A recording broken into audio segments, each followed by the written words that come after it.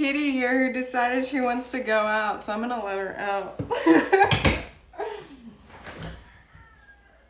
Oh. Thank y'all for coming over. Welcome. Good morning. Good afternoon. Good evening.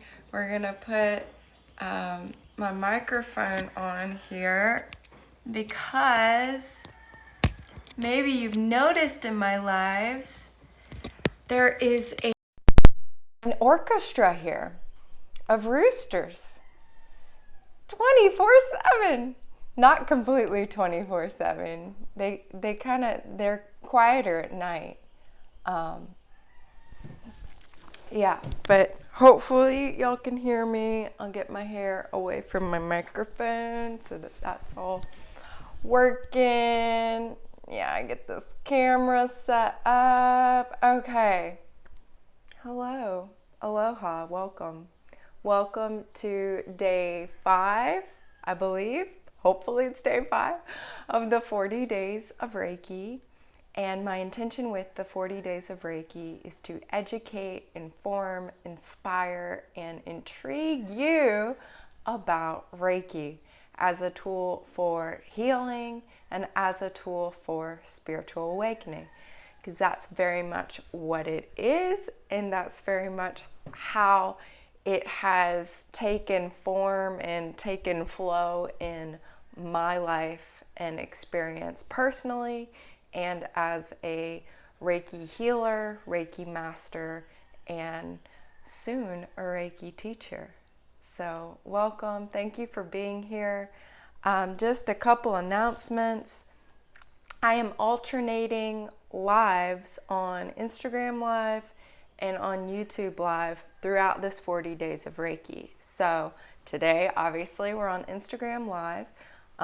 Maybe you're watching on YouTube later on, because I will put this on YouTube.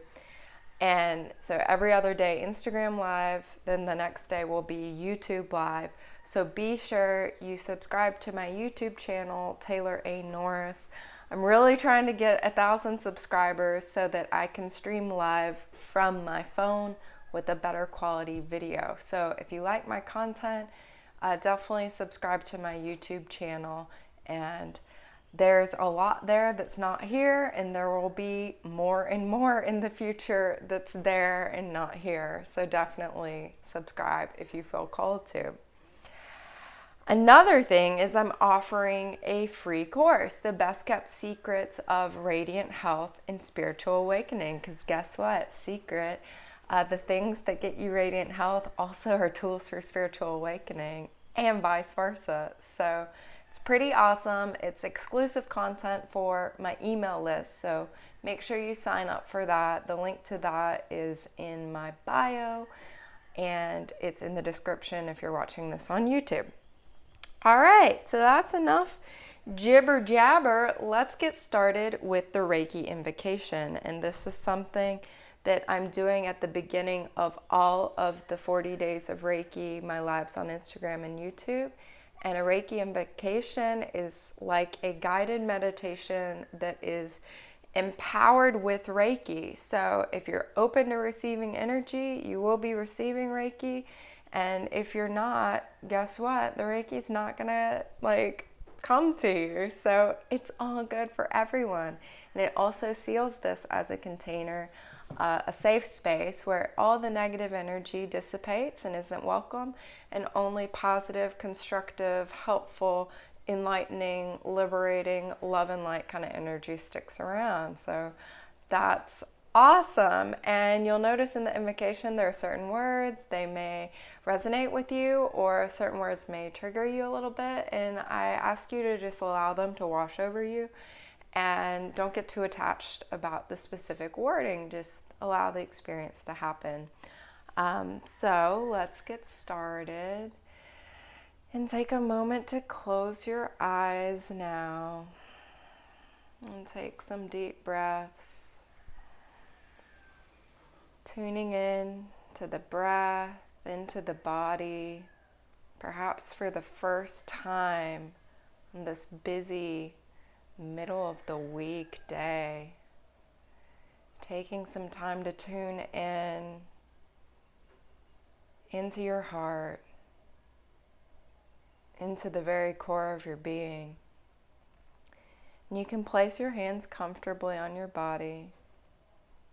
The light of Reiki fills the air that you breathe. Your breath fills your body with the light. As you breathe in the light within you wakes up. The light within you is revealed. The power of divine love fills your breath and is revealed at the core of your being. The power of the divine mind fills your breath and is revealed at the core of your consciousness. The power of the divine heart fills your breath and is revealed in the light of your heart. The power of the divine earth fills your breath and is revealed in your body. The power of God fills your breath, and the power of God is revealed in you. The power of your Holy Spirit is revealed within you. Look inside and say thank you to you. Appreciate you and how deeply you love. Together we say thank you to the divine ones who join us. We invite your divine guidance, healing, and empowerment. Aho, amen, namaste, and so it is. Thank you. As a child of God, I claim my power and purpose as a servant of God. I demand that all darkness leave me and all who are present immediately. I ask that Archangel Michael place me and all who are present in his blue bubble of protection against all darkness.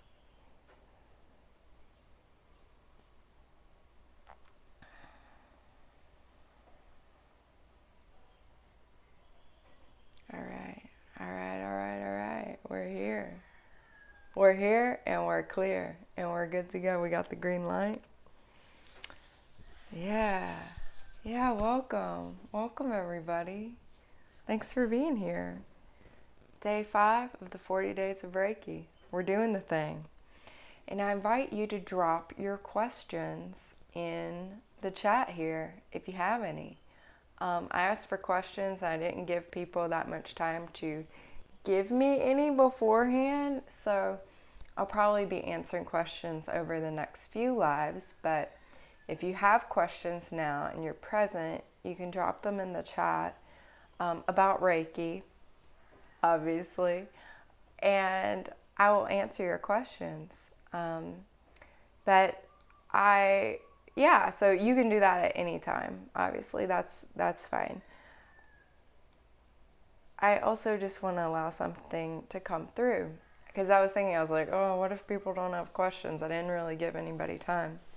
Or if people are shy, or they're don't know even remotely what Reiki is, that they don't know what to ask. So actually I whipped out my Reiki 1 and 2 manual this morning, or actually just before the live. And I wanted to talk about Reiki, like where it comes from. Linguistically, it comes from the Japanese kanji, and kanji are ideograms used in the written language of Japanese. And Reiki is composed of two of those. So there's Rei and Ki. And Rei means spiritual wisdom. Ki is like Chi. It means life energy, or the biofield. So Reiki is spiritually guided life force energy. It's conscious energy. It comes from the highest of high heavens. It's pure consciousness. It's absolutely beautiful white light, healing energy. Energy of awakening, energy of liberation. So that hopefully gives you something, a little bit of something to work with, because each time I say it's spiritually guided life force energy, and I wanted to get into that. And there are characters, and there's so much depth we can go into that, and I will be going into that more in depth in a future Reiki course that I teach, because I've definitely been called to do that. So as more people join in, you can drop your questions. Something else that was coming through as a possible conversation to have here today was this lesson that I received very early on in my Reiki journey. Yeah, Green Hair Doc, do you have Reiki? Do you know Reiki? Do you know Reiki? We all know Reiki, that's the thing. It's like, if you take a Reiki course, you like really know specifically what Reiki is, but many of us are energy healers like already. We've been doing this work, haven't taken any kind of training or anything. But, you know, anytime you're like allowing a higher energy to come through you, that's like purely high vibe. Yeah, you've known many people who offer it. Beautiful. Yeah. Anytime you're allowing the true divine pure consciousness type of energy to flow through you, that could be called Reiki. That could definitely be called Reiki. Anytime you participated or witness any kind of laying on of hands, that's also Reiki. Reiki is described as a laying on of hands. But the beauty of it is it doesn't have to be transmitted like hand to skin or hand to clothing contact, right? So Reiki can be transmitted like this, where the hand is hovering above the body part. That's really cool. Sometimes, you know, I'm treating someone in person and it's like, we're not even gonna touch them yet. We need to be here, you know, and not be touching. But even, you know, being in person, all the sessions I do now actually are distance. They're online, they're on video like this. And it's not even necessary to touch or be in the same room to beam Reiki. I don't even have to do this to beam the Reiki. That's the thing. I can just intend for Reiki to be sent in a particular person, part of the body, and the Reiki will go there. I don't even have to say like the part of the body. The Reiki will go where it's needed. The Reiki will go where it's needed because it's conscious, it's spiritually guided. It knows where to go. You've done it in massage. Yes. So many massage therapists, I won't say many. Well, yeah, many. I think many are actually doing energy healing. They've been to a training and they're actually doing it, right? They're giving Reiki while they're giving the massage. And then others, they don't know necessarily they're energy healers. They haven't studied any techniques, but definitely when they're giving you a massage, they're allowing higher energy to come through. They also might be allowing just their energy to come through, which is why the profession, you know, you can really burn yourself out if you're just giving your own energy, which is limited, to a person in a treatment. Whereas if you're giving Reiki energy, you're allowing Reiki higher divine energy to flow through you in a treatment, whether that's a massage treatment or strictly a Reiki treatment, then you're not only allowing healing for the person on the table, the recipient, you're receiving healing as well, and you're not being drained. Your personal energy is not being drained at all. In fact, your personal energy is being increased substantially and expanded upon dramatically and healed. Anything in you that needs to be healed is going to be healed as the healing also happens for the client. And a lot of times the clients are healing things that need to be healed in you too. So it's like, that's why you kind of attract like the perfect client for them in terms, you know, they're finding you the perfect therapist for them, the perfect healer for them. And it's also the perfect client for you. So it's like, it's this beautiful mutual reciprocal healing dynamic that takes place. And it ripples out far beyond that because, you know, coming out of a session, I'm more healed. So with everyone I'm interacting with, whether those are close relationships or, you know, more on the outskirts, acquaintance relationship, healing just continues to reverberate out to everyone I'm interacting with. And then the client, you know, the person who received the healing, everyone with whom they're interacting is going to be receiving healing. And then those people are going to pass it on to everyone else. Similarities with the concepts of chakras and prana energy. I was just saying, a meditative journey. I love your handle, and thank you for asking a question. I want to invite all the people who've just come on and continue to come on. Y'all drop your questions. I will talk about them.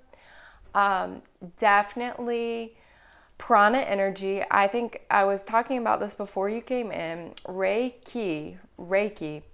Rei means, I just had my manual out. Rei means spiritual wisdom, and ki means life energy. So it is spiritually guided life force energy.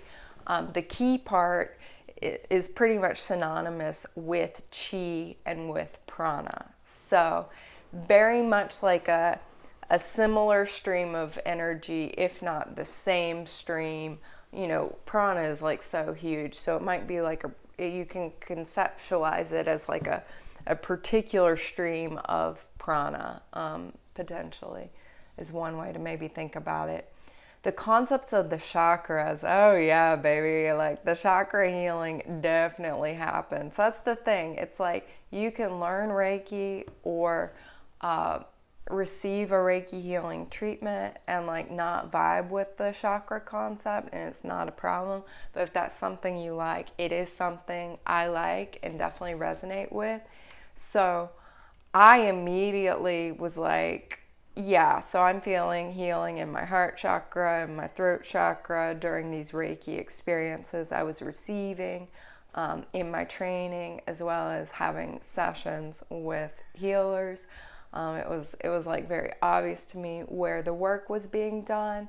When I started giving sessions, I'll show you. We got props and they're right behind me, so this is very fun. I have a pendulum. Are you familiar with these? Or if you put it in front of a chakra and it spins like that, it means it's open, it's clear, it's good to go. Yeah, so I was using this pendulum in my treatments before I even started doing Reiki with clients, just to see which chakras were open versus closed versus like too open, you know, get a sense of that. And also, like, it was cool for me to use this at the beginning too. Now I don't really need this. I didn't really even need it then, but it was kind of like more like a fun tool to use. And with the pendulum, I could open all the chakras at the beginning of the treatment session. And sometimes like chakra opening before a Reiki healing session is really good, because then the Reiki can kind of just like drop right in and do what it needs to do. What I find now, I don't tend to do any kind of specific Reiki clearing or balancing before I start a session. I immediately just activate the Reiki and like it goes where it needs to go. And then I observe where it goes. So I observe that like it's really up on, you know, my client's solar plexus chakra, and it's like going down deep. And okay, now we got the Blessed Virgin Mary, and she's in the heart chakra. She's doing a whole excavation there and like pulling out. Oh no, Jesus is at the solar plexus, and he's found a mass, and we're healing that, eradicating that. Oh, Jaguar just came in and he's digging a hole to put the mass in. All right, he's digging it into the earth.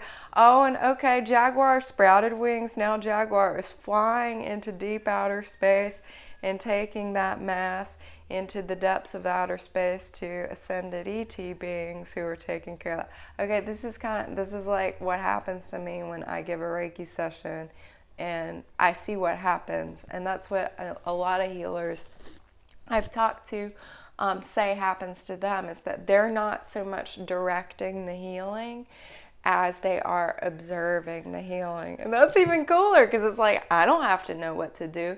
I need to just hold space so that these ascended master healers can perform the healing and use tools, techniques, skill sets, interdimensional abilities that they have available to them. Whereas me in a human body, you know, I'm right here, right now, right? And like, that's where I need to be, grounded in my body. So it's very, very cool. The chakras, can definitely be unblocked with Reiki. Y'all, okay, personal example in my own life, I've had throat chakra issues, massive. When I was a kid, my throat chakra was like super open. I am an only child and more introverted and like, inquisitive and like animal psychic communicator, like plant person, naturally nature person. But my throat chakra was very open. Maybe I wasn't always like super talkative, but I was singing. I like would not stop singing, and like not quietly, like loudly, and like opera and whatever I wanted to sing, like full on, in the house, like, and it was like echoing through the house when I was a little kid. And also like I love the sound of music, and the hills are alive with the sound of music. And anytime I was in the hills or like at a farm, I used to ride horses, I would like sing like as loud as I could that song, and I thought I was Julie Andrews the nun. That's so much fun. But then, okay, as time, wounding happens and we grow up and we start getting all these programs implanted on us. Y'all, new people come in and drop your questions. I will talk about them. But we're talking about throat chakra healing with Reiki. I remember as a kid, you're so welcome. It's my pleasure. Having certain moments where I would feel my throat chakra start getting blocked when, pain was trying to come out, or I had something I wanted to say and I was feeling like shamed and silenced, and like I couldn't speak my truth, and I needed to like swallow my feelings and like stuff them down and not express whatever I was feeling. And that just started slowly shutting down that throat chakra, and like really, causing damage. And guess how it manifested? Over time you have a throat chakra that's closed and blocked enough, and you start getting hypothyroid issues. You start getting Hashimoto's thyroiditis. You have the physical manifestations of that blocked, sick chakra start to come out. And really, throat chakra healing has been happening more and more over the last 9 years of my spiritual awakening and health healing journey. But it really kind of leveled up when I did my Reiki 1 and 2 training in 2019. It leveled up again when I did my Reiki advanced Reiki training and master training in 2020, last year, almost a year ago. And it's continued to level up over the last 6 months, and then made a quantum leap in January, end of January, and my throat chakra has never been so unblocked. And that's why I'm also kind of like exploding creatively on here, and I'm like going live every day on Instagram or YouTube. I'm talking a lot more in my stories, like I'm making videos, I'm doing a free course, I'm working with more clients. My throat chakra has never been so unblocked, and it's like I just want to use it, and I'm singing more, and all of this healing has happened due to Reiki, like having individual sessions with people, but also the more sessions I give, the more I'm healed, as well as the trainings obviously stimulated additional healing, and really connecting personally with my team of guides and ascended masters who I met.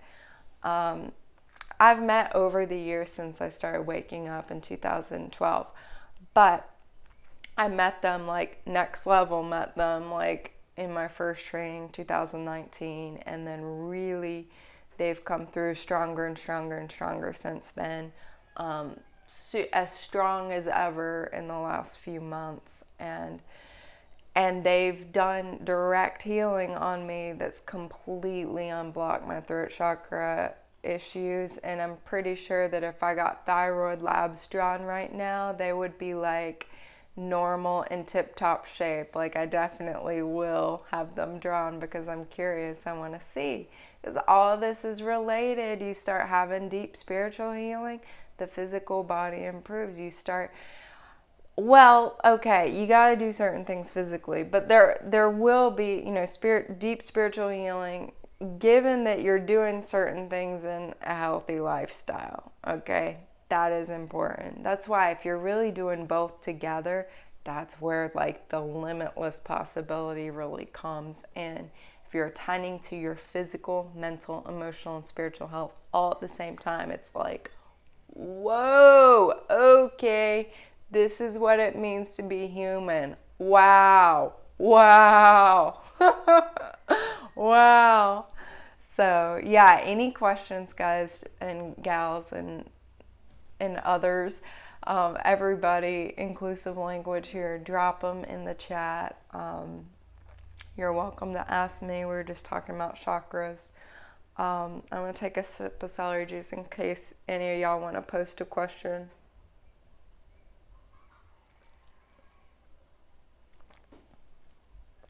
Because there is a delay in the live time. There's like a lag in between when I receive the chats. But yeah, if y'all are just being quiet, one of the messages that felt like it wanted to come through, it actually came to me pretty immediately after my Reiki 1 and 2 training. I was volunteering at a therapeutic horsemanship center in Arizona. Shout out Camelot. Oh my gosh. Miss y'all. Love y'all. All the horses, all the humans, everybody there. The dogs and the bunnies, like everybody. Yeah, so I had the pleasure of like helping facilitate these therapeutic lessons, but also riding the horses to exercise them. So I was getting to ride this horse, Cliffy, who is the oldest horse in the barn. Bless Cliffy, I hope he's doing great. The oldest and wisest horse in the barn, and like, he's a Reiki master healer. He is so tapped in. He is so enlightened. He is so healing. Every time I got on him, he would just balance all my chakras, like immediately. That's the beauty of horses. You sit on a horse, you're having immediate root chakra connection to the horse, and you're over pretty much their heart chakra. And it just, a horse healer, which many of them are, some maybe more obviously than others, Cliffy being one of the super strong, obvious ones. You sit on him, root chakra's connected, whoop, he just shoots energy straight up from his heart, and it goes through all the chakras and aligns and heals and balances and it opens. And so when I would ride him, I would get downloads. And also, I want to mention, I was talking about animal healers, like in day 3 about cats. Like, he's also just a horse. Like, he's also straight up just a horse doing his horse thing. Like, cool, give me a carrot, you know, like, oh, I'm tired, I'm going to walk slow. But he's also like this enlightened being. So that's what's so cool about like animal healers. They're so just animals, but they're also so much more than animals. Anyway, a particular lesson I received from him straight after my training was to stop looking outside of myself for my guru. Okay? Stop looking outside yourself for your guru. Stop looking outside yourself for your guru. Stop looking outside yourself for your guru. You might have heard this one before. It's definitely a lesson I've worked with before that. Y'all new people coming on, drop your questions if you have any. I'm just talking about a lesson I received straight after my Reiki training from a horse, to stop looking outside myself for my guru. And this is a lesson that I had been working with for a while, but it was just so potently like transmitted by Cliffy, Reiki Master, and me being able to receive the message kind of in with new openness, new spaciousness, kind of new upgraded me. And realizing I really needed to stop looking outside of myself for a guru and to start really tuning into my intuition and really start to trust my intuition and really start to allow my inner wisdom to come through and develop more personal relationships with my guides, to develop more personal relationships to the divine, to trust the tools and techniques and methods that I'd collected along my spiritual journey and just do them. Do them every freaking day with discipline, and to allow that guidance to start coming in. And it certainly has, and I can say that I've really now stopped looking outside of myself for my guru. I really can say that now. And it didn't happen instantaneously, and I think I could probably lose it again if I don't hold that as a lesson and as an intention, because we all live in the world right now, and we're being told not to trust ourselves and to seek external authorities in order to know what we're supposed to do and how to be. And I think a lot of that is serving to disconnect us from our own power, from our own intelligence, from our own inner guru. And this message actually, so it came in through the horse, and then it came in in January. I was in this January, so a couple of months ago, about a month ago, actually. I keep saying a couple of months ago. I think it's March. It's February. I'm like, what time is it? What year is it? Where am I? Who am I? That's my reality right now. Maybe some of y'all can relate to that. Cooked by God. I love that handle. That is awesome. New friends, ask your questions. Yes, ask your questions if you have them. The same message, stop turning outside or looking outside yourself for your guru, actually happened in Ecuador. I had this bead, which is a agate, really beautiful. If y'all notice, I like sparkly things. That's my inner child. Hello. She says, hey, we like to sparkle and shine. So I made this beautiful mala with my friends at Camelot, the therapeutic horsemanship place, with Stephanie of Ignite Studio. And I made this beautiful mala, and I chose this as my guru bead. And I was playing one day in Ecuador. There's a whole story with that, which I will be revealing in my Best Kept Secrets of Radiant Health and Spiritual Awakening free course, and only to those people, because it's a really deep story, but I'll share a little aspect of it. I was playing around and dancing and singing and having my throat chakra unblocked, and this guru bead just flew off the necklace onto the ground, and the necklace then shifted over this way, and this part had been behind my neck. And this part, I chose these blue lapis lazuli beads because the color of your crystals indicates what chakra they're going to be most activated on, for the most part. That's not like a hard and fast rule, but it's kind of like a general rule. And blue is the color associated with the throat chakra. So I had put it here thinking, oh, that'll be like healing my throat chakra constantly. And when that guru bead flew off, it went like this, like now your throat chakra is open down here. This needs to be here. And girlfriend, you need to lose the guru. You need to, like, for real, this message is coming in again. Maybe you didn't quite get it, but there ain't no guru other than the one right inside of you. And to really like hold space for that guru and start listening to that guru above any external guru that may be trying to be like, hey, I'm the guru, believe me, right? Only believe the guru within and really hold space for that guru's voice, to emerge. Because that was another thing with the throat chakra healing. A lot of times I was like seeing my guides, but I couldn't hear them and I couldn't talk to them. And we can say that that has definitely changed completely. So any questions, y'all? I've been rambling, hopefully somewhat coherently, about the healing that's possible with Reiki, all the messages that, some of the messages that came in for me initially. Stop looking outside yourself for your guru or a guru. But if any of the friends here have questions, I will answer your questions.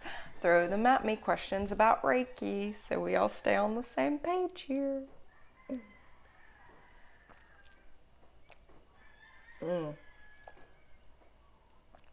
Heart chakra healing, green. This is red, but it's actually all the chakras in here are healed by this stone. This is the Sacred 7, and it's a combination of rutile, quartz, amethyst, and other stones that I hadn't even heard of, other crystals, and it's available only in this one mine in Brazil. And because it's a combination of so many, going from like black to purple, it works on all the chakras. So this is like my favorite crystal to work with right now. I have it on my wrist too. Somehow I always end up talking about crystals. I guess because they're right behind me. And they're like, hey, Taylor, talk about us. Like we're the most important ones in the room. They're so funny. But yeah, the blue stones are really good for communication. That's actually why I bought these two. And this other one here. Oh, she wants to be shown off. This is Sodalite here. Because y'all, I've been trying to heal this throat chakra thing for years. Like, it's been a real big issue for me, and maybe some of y'all can relate to that. I know we're in a thyroid epidemic, especially for the ladies. The ladies, it's like very common to have low thyroid, and I've really been trying to empower my communication, because throat chakra is all about communication and being able to express what's in the heart too. What's in the heart, what's in the head, and it's also really very much related with creativity, obviously, like communicating the creativity through the voice, whether that's, speaking like this or singing or music, anything like that, but vibration. The sacral chakra also has a lot to do with creativity as well. And that's the thing about chakras. So, blocked throat chakra isn't just like, oh, like you can't communicate. If you have any one chakra that's blocked, it's going to affect the next ones too. So a blocked throat chakra is also going to not be supportive to an open heart chakra, nor is it going to be supportive to an open third eye chakra, which is all like intuition, clairvoyance, clear seeing. I would even say just clarity, straight up clarity. Oh my God, I'm also realizing why my throat chakra healed. I had the intention for clarity.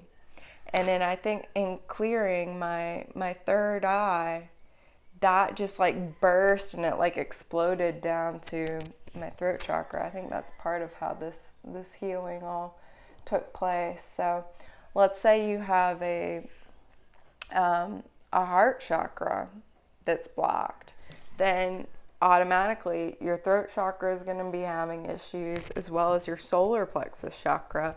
How you feel about yourself, your self-esteem. So it's all related and it's all connected. And anytime you can heal any one of them, it's a good thing. But because they're all connected, and Reiki is definitely a tool that really, really helps with the chakras. So yeah, and connecting with the inner guru, empowering the inner guru. And empowering you to start receiving messages from your inner guru, and knowing what those messages sound like, in contrast to thought forms that maybe aren't serving you. So being able to identify a message like I had with the stop looking outside yourself for a guru, distinguishing and discerning that that is a truthful, helpful message, whereas a message like you're not good enough, or some kind of self-judgment about, you're not pretty enough or thin enough or smart enough or talented enough, or any of those kinds of messages, being really able to clearly see and discern which thoughts are coming from my inner guru, and which thoughts, all those judgments, are coming from things that are not me. Whether you conceptualize those as negative energy, unhelpful thought forms, negative entities, demons, underworld beings, whatever you want to call them, really just being able to see the difference between those, and having tools and techniques to clear out those thoughts, recognizing with your awareness. That's the first step, and that's a powerful step. And choosing not to believe them. Just because you're having a thought doesn't mean it's true. The sun, moon, seasons of the year in Reiki, similarities with Ayurveda and the doshas. So the seasons are definitely very connected with Ayurveda. Ayurveda, for those of you, great question, by the way. Ayurveda is an ancient Indian science of life. It's an ancient Indian system of medicine that was practiced way back in the day, and it's still practiced. It's like a mainstream medical practice in India now. I studied Ayurveda in India, and I went to Ayurvedic hospital, and they were doing like herbal treatments and stuff, and I was like, heck freaking yes, this is cool. It was like a nice, modern, like very clean hospital too. And I was like, and like super like white coat doctors, all like doing their herbal treatments and stuff. And I'm like, amen, this exists. So awesome. Really made me happy. So Ayurveda is definitely hardcore with the seasons, talking about which doshas are high or low in different seasons, and also recommending seasonal cleansing as a practice. Every season change, you do a cleanse and you make adjustments, so that Ayurveda is designed to help you adapt to your ever-changing environment. So it's like a give and take. And it's also working with the elements in the body. So each of us have particular constitutions, and knowing that constitution helps you make those adjustments given the changes in your external environment. So how are they all connected? The way I see it, Ayurveda has to do with the elements: earth, air, fire, water, ether. Reiki, how should I put this? Reiki it can work with all of those elements in a really cool way. So Reiki, it can be transmitted etherically. Reiki performs etheric surgeries, right? In the aura, in the biofield, in the non-physical field of energy that's around your body. Reiki's transmitted etherically too. So again, I'm not having to touch someone for the Reiki to go there. I'm not having to be in the same room for the Reiki to go there. So it's an etheric, boom, goes. It definitely has, works with the air quality as well, right? And the Reiki energy that I work with is called holy fire. So obviously, fire, really, really amazing fiery energy that burns off anything that no longer serves you and really kindles that light within. lights up that light within, big time. And holy fire, Holy Spirit in your heart like a flame. All right, so that's kind of like a whole connection there as well. It lights up the authentic self and empowers the authentic self. So definitely really strong fire energy. As far as water energy and Reiki, emotional healing, deep emotional healing, restructures the water in the cells. So do crystals. Crystals are a great way to structure your water. And the more you can structure your water with crystals and consume water, like coconut water, like in a coconut. Oh my God, I've been drinking so many coconuts because it's structured water and it's so hydrating. I'm like, oh my God, this is the best thing ever. But the more you can structure your water with crystals, with loving thoughts and intentions, and bring that into your body and eat hydrating fresh fruits and vegetables, you'll restructure all the water in your body. And we're mostly water. And you can heal so much with just by structuring the water in all your cells.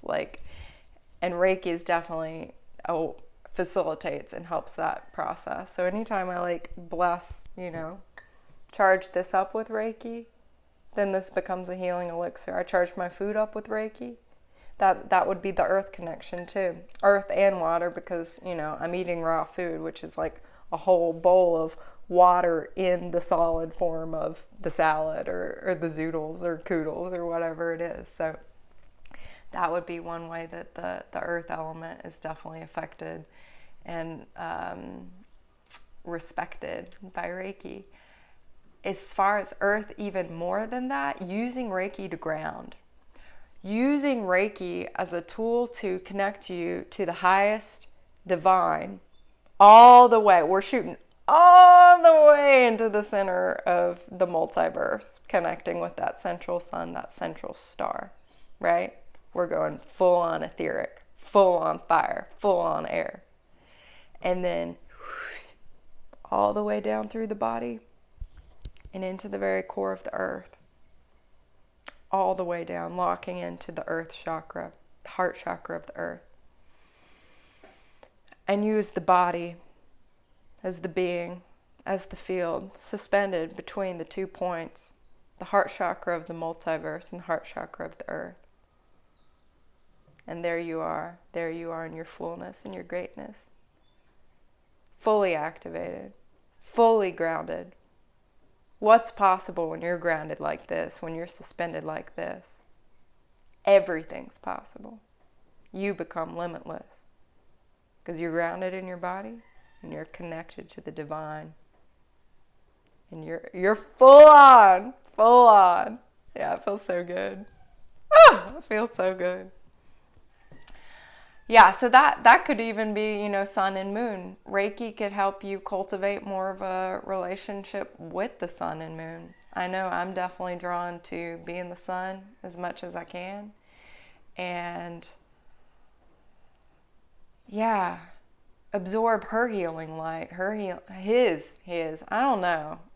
It's like sun's supposed to be masculine, but I feel there's a feminine essence there as well. The moon as well. So Reiki can be used as a tool to connect with any kind of celestial object, so to speak, or being, any kind of celestial being, any ascended extraterrestrial you want to commune with. Some of my guides are the rainbow beings of the light. The rainbow beings of the light. Yeah, I had to think about that. And they are ascended ET masters who are formless and genderless and pretty freaking awesome to work with. What else could I say about that? Yeah, it's interesting. I think, Reiki could just be... Reiki's definitely a way to connect with nature more fully. And I see this with my microgreens and growing plants and tuning into the energies of the different plants and receiving their messages and their healing and whatever they want to say too. Because they all have voices too. And the more unblocked your throat chakra is and your third eye, the more you're going to be able to like hear the subtler voices. You know, the voice of the moon, the voice of the sun, the feeling of those celestial objects, the feelings of the plants. Each of the plants, it's like, man, I experienced vetiver like I've never experienced vetiver before in Ecuador. And it's like rubbing all up against it. I was like, ooh, it's so grounding. Oh, it feels so good. I was doing yoga with the vetiver and like really connecting with the essence of the vetiver, you know, empowering the Reiki. And, you know, feeling that when I work with the essential oil as well, mixing the essential oil of the vetiver with coconut oil and using those, like mixing them together real nice until it's liquid and putting it on my feet to help me ground. Because that's another thing with you combine a raw food diet with Reiki, with, you know, shooting up. This is where Ayurveda is very important for helping one stay grounded. And using yoga and movement and any kind of tools to help you stay grounded. This was like a big lesson because a lot of people get ungrounded on a raw food diet. A lot of people can feel ungrounded when you first receive Reiki. I remember I did.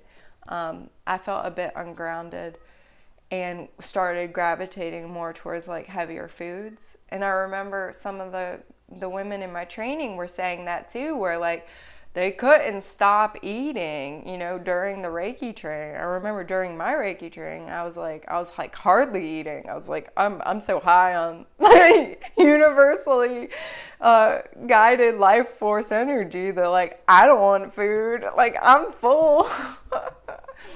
But after my training, I did remember my appetite picked up and I was wanting more like gourmet raw foods and like nuts and seeds and more fats and like started eating salt again and wasn't really, you know, that's what I needed at the time, right? That's just, I needed to learn more about how to ground this energy without food, you know, using food as appropriate nourishment. Right, but not trying to ground the mental, emotional, spiritual with food alone, which is very earth and physical. I needed to really just like come to grips and get that ether and air and fire all like working in the container of the body. So a tool like the vetiver, using plants as tools to ground. Very, very helpful. I'm using sandalwood right now, sandalwood oil. I have rose, which I love to wear, but right now I'm like, I don't need to be wearing the rose. I need help staying grounded. So I'm using the sandalwood too, because like the tree oils are really grounding. I'm burning like juniper, and I got some new incense that are very nice, and I can feel like the differences in those energies too. So Reiki really just like opens you up big time. You know, you can combine it with a raw food diet and it's like, man, you are so open, but now you've got a tool. You've got a tool that helps you stay raw. Helps you stay raw vegan, eating raw food, but also helps you sustain and care for yourself and learn how to navigate what it means to be like fully sensitive and not desensitized and fully open and fully in touch with your emotions. And that's a whole new way to operate that it's honestly, it's taken me time to learn how to do that. I'd say in this last year, it's been like quantum leaps in that. Because Reiki Master Training, it was like this whole new level of psychic energy and abilities and healing that happened, that there can be like a need to catch up. And if you guys remember, last year was a, you know, yeah, that kind of year already. So, yeah, a lot of us are needing extra tools and extra support to navigate these times. But these times are very, very, very exciting. It's very good. It's very good. And I'm definitely feeling called to step up and empower you all who are choosing to be here, because a lot of you have maybe similar gifts to me, and you're open to receiving this information. You're open to next leveling your healing, and stepping into whatever special gifts, talents, and purpose you're here to perform. Because y'all, we know the world is like nuts right now, and all the light workers are needed. All the healers are needed to step up. All the people who are, able to radiate some positivity and some healing and some goodness and some light and love out into the world. We are all needed to step up and stand together right now. This is very, very, very important. The time is now. We all came here for this moment. We all came here to be a part of this. There's a mass awakening happening right now. It's really big, and we all have specific roles to play, parts to play in this awakening. So it's, if your truth right now is just to focus on your personal healing, know that you're doing a lot by doing that. You're doing a whole lot. That's to heal oneself is a gift to everyone else, because eventually you're going to be in a healed enough space. You're finally, dealing with your stuff, and you'll be able to share that with others. Anytime you're increasing your vibration, the vibration of the collective is increasing. So if you're on a self-healing journey, this is awesome, because the more you can heal yourself, the more you can then step into helping others and doing whatever you're here to do. And if you're already you're doing what you're here to do, but you're still healing, right? The more you can heal yourself, the more effectively you can carry out your mission, and the more sustainably, so that you're not drawing just upon your own limited energy again, right? You're drawing on this higher energy, and you're feeling supported in that. You're feeling grounded in your own guru, who can connect you to the higher energy you need to be all you can be and do all you're here to do. So, yeah, there's that. If y'all want to hang out and go deep again, I will be on YouTube Live tomorrow, 11 a.m. Hawaii time. And as I said, I'll be alternating live days. I will also be coming into the email inbox of my email list friends who are a part of the Best Kept Secrets of Radiant Health and Spiritual Awakening. Every Thursday, I'm sending them a private video of exclusive content that I'm not sharing anywhere else online. So if you want to be a part of that, that is a free course. And the link is in my Instagram bio, and it's also going to be in the description of this YouTube video. So you can go there and be a part of my free course if you want to learn more.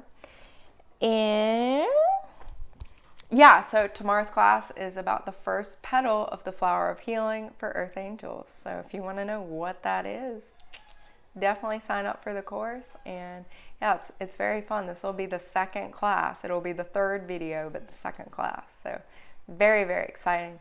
I thank you all so much for being here. I appreciate you. Much love. Namaste. Shine on, friends. I'll see you tomorrow on YouTube Live. Taylor A. Norris, please subscribe so I can live stream from my phone. I appreciate you. Mwah!